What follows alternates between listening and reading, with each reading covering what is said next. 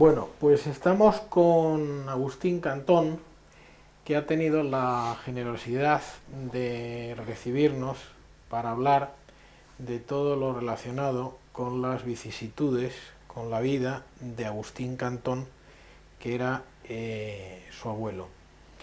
¿Cómo podría explicarse a las generaciones más jóvenes quién era Agustín Cantón? Bueno, yo creo que intentándolo resumir lo más brevemente posible, situándolo en esa época, pues Agustín Cantón Moreno representaba a un tipo de hombre, y en este caso a un militar profesional, que en un momento clave, en una encrucijada vital para España como fue la guerra civil, intentó simplemente cumplir con su conciencia. Y para mí el intentar cumplir con su conciencia en todos los aspectos fue que por encima de cualquier tipo de ideología, de pensamiento de carácter político o no, como tantos de sus compañeros que luego desgraciadamente lo pagaron de muy mala manera, como todos sabemos, procuró cumplir con el juramento que un día hizo al gobierno legalmente constituido de la Segunda República Española. ¿Cuál era la trayectoria profesional de Agustín Cantón anterior a los acontecimientos que aquí estamos narrando? Pues por lo que yo sé y por lo que yo recuerdo, porque se puede usted imaginar que todas las personas de mi generación o de una edad aproximada, pues desgraciadamente, además de los 40 años de silencio oficial, existía, y yo creo que inclusive todavía hay secuelas de ellos, los silencios que no son oficiales, pero son los más dramáticos, que son los silencios entre las cuatro paredes de las viviendas de muchos de los españoles, que digamos que no que militasen profesionalmente, pero sí moralmente militaron en el llamado bando perdedor. Y con esto quiero decir que las conversaciones, los comentarios, cualquier tipo de palabra que pudiese significar una alusión a un tema en concreto y a una persona o unas personas muy concretas, pues no eran materia de conversación en buena parte de hogares de españoles durante muchísimos años. Entonces, ¿qué es lo que me ha llegado a mí? Pues yo no lo llegué a conocer personalmente porque yo soy uno de sus nietos más joven, hijo de su hijo mayor, y cuando mi abuelo falleció, pues así a bote pronto, y cuando yo nací debió haber pues un transcurso de tiempo de más de 15 años, inclusive más. Entonces, ¿qué es lo que me ha llegado a mí? ¿Qué es lo que yo he ido conociendo y luego tamizándolo? Pues yo creo que fue una persona que profesionalmente me refiero, procedía de una familia que tenía un entronque tanto con la milicia como con el cuerpo de la Guardia Civil. Su padre fue guardia civil, se retiró como tal, como guardia civil, y digo lo de se retiró porque luego nuestro bisabuelo o mi bisabuelo, durante una vez que se retiró de la Guardia Civil, pues ejerció como alcalde de la población de Béjar, en la provincia de Salamanca, que yo recuerdo durante 2 mandatos. Pero luego hubo hermanos suyos y otra serie de familiares en un grado o en otro que en definitiva tuvieron una relación profesional o bien con la Guardia Civil o, como en el caso de él, dentro del ejército en el cuerpo de artillería. Entonces, a mí lo que más puedo recordar de él, insisto, tamizando comentarios, tamizando ideas, todo lo que a mí me haya podido llegar, es lo que he dicho al comienzo de mi intervención. La idea de una persona, como luego yo he conocido directa o indirectamente, de tantos españoles, en este caso que profesionalmente, bien como militares o que pertenecieron durante la Guerra Civil Española a los diferentes cuerpos de seguridad del Estado, se limitaron, con independencia de su propio credo político, a cumplir de una manera honesta el juramento de fidelidad que a través de la República hicieron al pueblo español. Bien. Vete ahora a primer plano. Primer plano. Valente trabajó los... Lo metió mi padre, joder. Cuando quieras. En Agustín Cantón se da una circunstancia más trágica, si cabe, dentro de la propia tragedia. Es un hombre que ha nacido en un cuartel de la Guardia Civil y en el santuario de Santa María de la Cabeza va a tenerse que enfrentar con un guardia civil que tiene su propia graduación, con el capitán Cortés. Bueno, rebobinando para atrás en cuanto a recoger el comentario que hacía yo antes. Lo poco, que tampoco es que sea excesivamente breve, pero lo poco realmente que yo conozco de la intervención de mi abuelo en un punto importante durante el desarrollo de la Guerra Civil Española,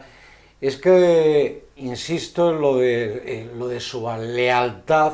a la República. Esa lealtad a la República y a su propia conciencia significó que en el momento en que se recibió la orden de asedio al santuario de Nuestra Señora de la Cabeza, mi abuelo lo que intentó en todo momento, y eso se tradujo en las diferentes conversaciones que tuvo con el capitán Cortés, es que por supuesto no hubiese, por una parte, ningún tipo de conflicto bélico, ningún tipo de violencia absolutamente gratuita e innecesaria, que las personas, tanto civiles como los propios militares o miembros de la Guardia Civil que estaban en el interior del santuario, no recibiesen ningún tipo de agresión, ningún tipo de violencia, pero a la vez, lógicamente, cumplir con la misión que se le había encomendado. Pues a pesar de las innumerables ocasiones en las que hubo encuentros entre ellos, pues el capitán Cortés no se avino. Eso implicó, desgraciadamente para mi abuelo, el que en un momento dado en que la República tenía que hacer grandes esfuerzos por asentar los pocos logros que había tenido militarmente, y que el panorama de cómo se estaban desarrollando los acontecimientos militarmente empezaban a no serle favorables, significaba navegar entre dos mares muy difícil. Una, la propia conciencia personal y la propia conciencia profesional. Todo eso con una presión muy importante, y es que ya no era, lógicamente, el propio gobierno de la República, sus propios representantes militares con los que mi abuelo tenía que planificar y cumplir esas órdenes, sino que por la idiosincrasia que tenían las fuerzas republicanas en esos momentos, que como sabemos pues estaban bien nutridas con mandos que no eran precisamente profesionales, que se habían creado temporalmente para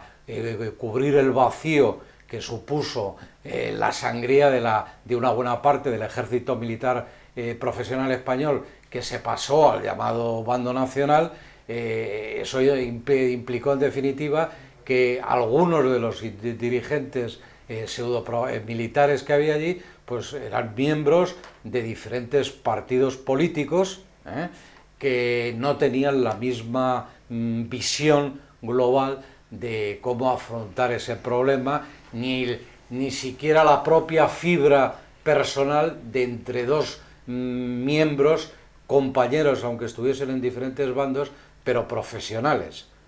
Mi abuelo, en definitiva, intentó en todo momento y de diferentes maneras el que no hubiese ningún tipo de baño de sangre y, por supuesto, intentar cumplir la misión que se le había encomendado. Eso significó que, entre otras cosas, pues por lo que yo sé, no que hiciese la vista gorda, pero entre las innumerables regalías que se le hizo al capitán Cortés, pues además de dejarle que muchos miembros familiares de guardias civiles entrasen en el santuario, de permitir que la aviación nacional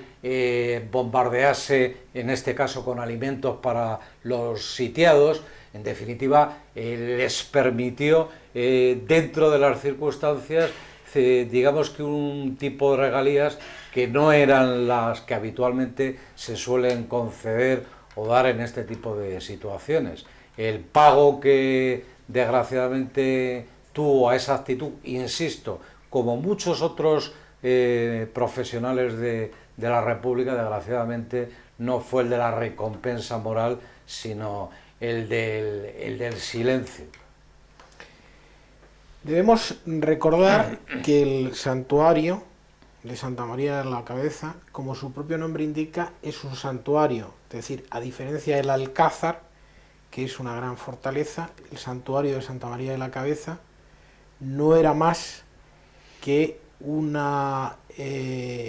pequeñísima construcción situada en la parte superior de una loma o de un cerro. Agustín Cantón era artillero. Eso significaba que posiblemente en su condición de artillero se diese cuenta que una utilización masiva o certera de la artillería hubiese supuesto la aniquilación total de las personas que estaban dentro de ese pequeño santuario, ¿no? Hombre, yo deduzco que, claro, es hacer, en este caso, cábalas, ¿no? Sobre el pensamiento de una persona que insisto, no tuve la fortuna de conocerle personalmente, pero yo tengo la convicción de que en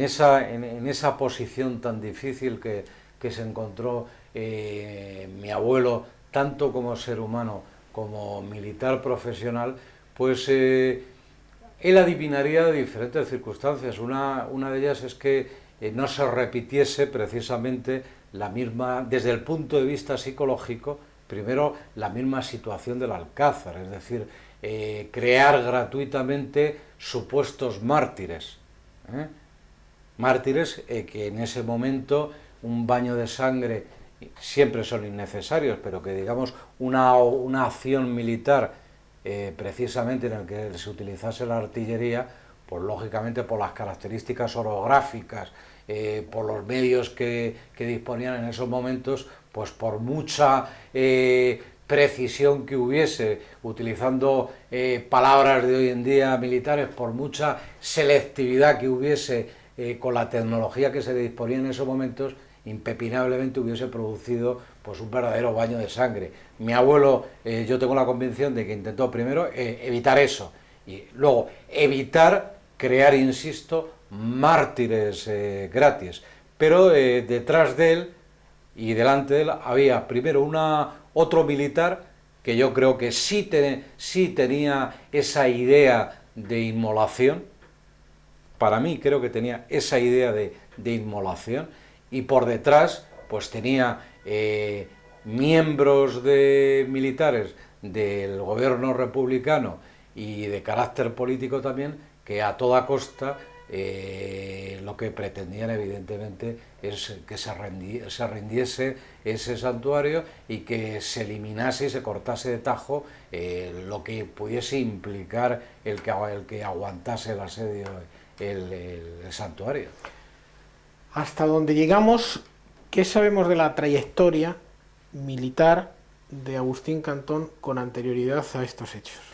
Pues yo,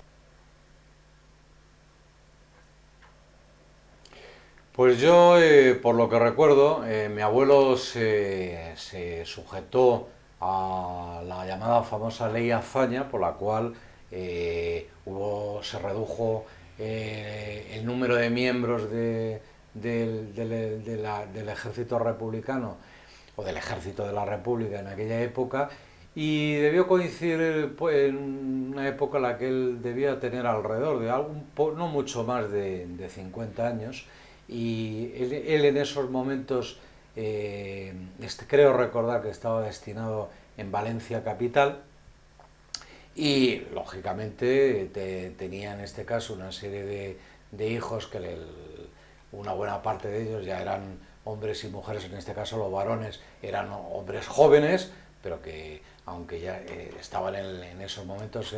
en la plenitud de sus estudios, y profesionalmente, pues claro, tuvo que dar un viraje para intentar sacar a su familia adelante. Entonces yo lo que sé que es él en ese momento lo que montó, no sé si individualmente o en sociedad con algún otro conocidos o amigos suyos, pues fue una academia de preparación para diferentes tipos de titulaciones, pero en este caso muy destinado por el origen suyo profesional a la incorporación a diferentes tipos de los diferentes tipos de cuerpos de seguridad del Estado. Y entonces allí, cuando él ya está desde hacía un año, no insisto, no recuerdo muy bien las fechas ni la duración del tiempo, pero llevaba ya un tiempo dado de baja del ejército y dedicado a esta nueva faceta suya profesional, es cuando estalla la sublevación militar y